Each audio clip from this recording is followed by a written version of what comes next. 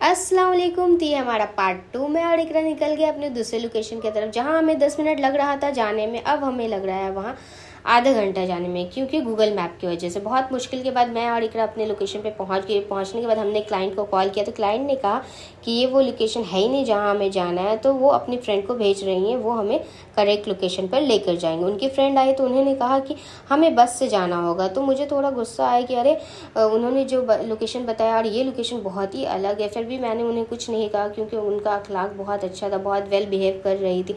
फिर मैं अपने लोकेशन पे पहुंच गई। लोकेशन पे पहुंचते ही हमने पिया कोल्ड ड्रिंक। कोल्ड ड्रिंक पीने के बाद हमें पता चल रहा है कि हमें यहाँ पे एक ब्राइड को मेहंदी लगाना है, जबकि हमें सिर्फ कहा गया था कि गेस्ट को मेहंदी लगाना है। तो मैंने ब्राइड से कहा कि अरे हमें तो आपने कहा गेस्ट के लिए, अब आप ब्राइड को मेहंदी लगा रही हो। तो उन्होंने कहा कि हम तो बंगालीज हैं, तो हमारे यहाँ आलता चलता है, मेहंदी नहीं चलता है। तो ये तो अभी बहुत ज़्यादा फैशन में, इसलिए मैं मेहंदी लगा रही हूँ, सिर्फ हम मुझे मिड लेंथ मेहंदी लगा दीजिए। तो ब्राइड बहुत ही अच्छी थी, इस वजह से मैंने उन्हें कुछ नहीं कहा और उनकी मेहंदी मैंने कंप्लीट की जिस अकॉर्डिंग उन्होंने मुझे कहा। मेहंदी कंप्लीट करने के बाद हमने किया नाश्ता। नाश्ता करने के बाद वहाँ पे और भी गेस्ट थे, तो उनकी हमने सारी मेहंदी कंप्लीट की। मेहंदी कंप्लीट करते करते बहुत ही ज़्यादा रात हो गया था और मेरे भाई भी काफ़ी देर से हमारा वेट कर रहे थे, मेरी और इकरा की। उसके बाद हमने जल्दी जल्दी सारी मेहंदी कंप्लीट की और हम अपने घर के लिए निकल गए। आपको ब्लॉग कैसा लगा आप हमें बताइएगा।